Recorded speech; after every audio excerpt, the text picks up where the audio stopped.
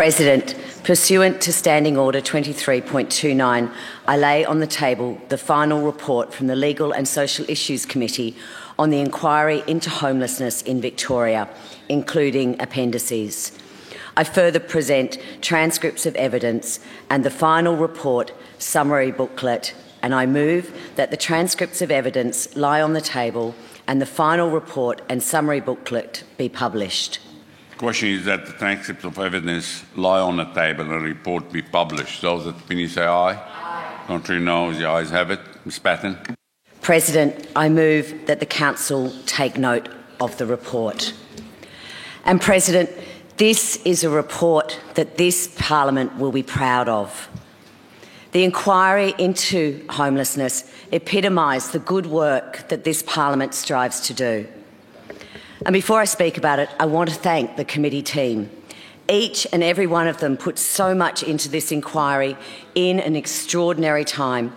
They adapted and innovated. They brought together witnesses from around the world, literally through catastrophic fires, personal tragedies and a global pandemic.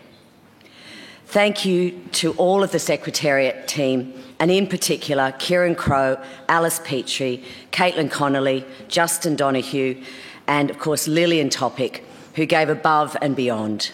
Thank you to my colleagues who contributed so much time and thought to this inquiry and report. Deputy Chair TNQ, Tanya Maxwell, Kashalia Vagella, Wendy Lovell, Craig Ondarchi, Jane Garrett and the many, many participating members, including Enver Erdogan and Lee Talamas, Sheena Watt, to name just a few. And of course, Rob Barton, who initiated this inquiry and has been passionate throughout. Homelessness is the deepest expression of social exclusion in our society, and it's a growing and seemingly intractable problem. When we embarked on this inquiry, it was difficult to see where we would start and how we might create something that would be useful, because the issue seemed so big. But we found that it was possible through better prevention and, of course, more homes. Many of the dedicated individuals and organisations working with people experiencing homelessness share this view and are determined to realise this goal.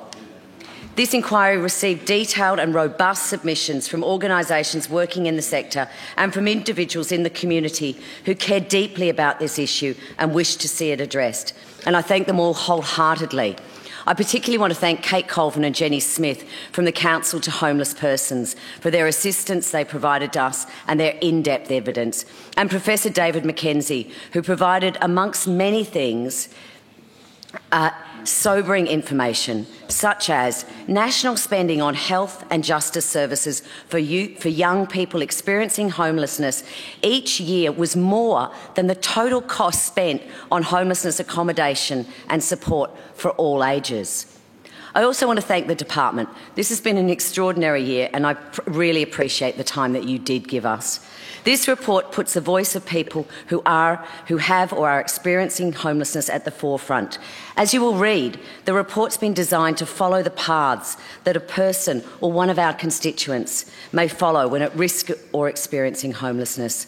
The committee has made 51 recommendations, which include, of course, more stable and long-term housing, but also greater flexibility in the approach to the funding of homelessness programs, and to recognise that housing is a human right and that it should be incorporated into Victoria's Charter of Human Rights.